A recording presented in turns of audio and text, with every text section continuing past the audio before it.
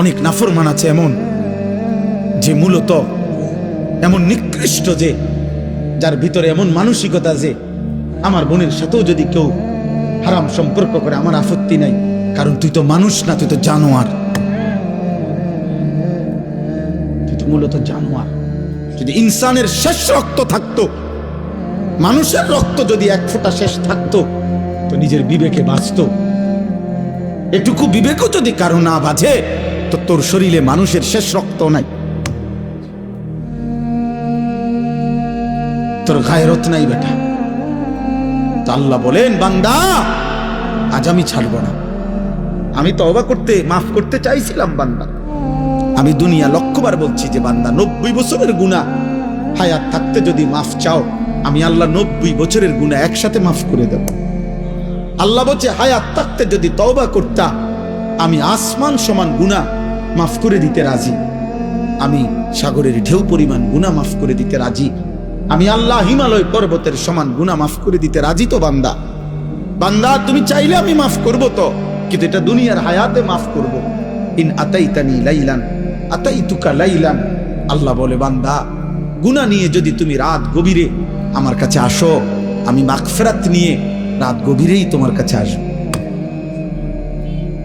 In আতাইতানি নাহারান আতাইতুকা নাহারা।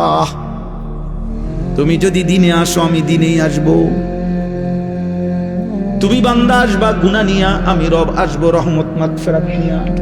তুমি আসবা এক বিগত, আমি আল্লাহ আসবো এক হাত। তুমি আসবা এক হাত, আমি আসবো 2 হাত। তুমি আসবে হাঁটতে হাঁটতে, আমি রব মাগফিরাত নিয়ে আসবো দৌড়তে দৌড়তে। আজ দেব মাফ, ওয়ালাকিন হাক্কাল কওলু মিন্নি। কিন্তু বান্দা আজ আখিরাত হাসরের মাঠ। আজ আমি রহমান না, আজ আমি রহিম না, আজ আমি জব্বার, আজ আমি কাহ্হার। হাসরের মাঠে আমি আজিজ, আমি যুনতিকাম। আজকে আমি প্রবল প্রতাপান্বিত, প্রচন্ড রাগান্বিত। আজকে আমি যুনতিকাম, প্রতিশোধ গ্রহণকারী। আজকে আমি শাদীদুল ইকাব, কঠিন শাস্তিদাতা। আজকে আমি সারিউল হিসাব, বড় দ্রুত হিসাব গ্রহণকারী। ফায়াউমা ইদিল্লা ইউআযিবু আযাবাহু আহাদ।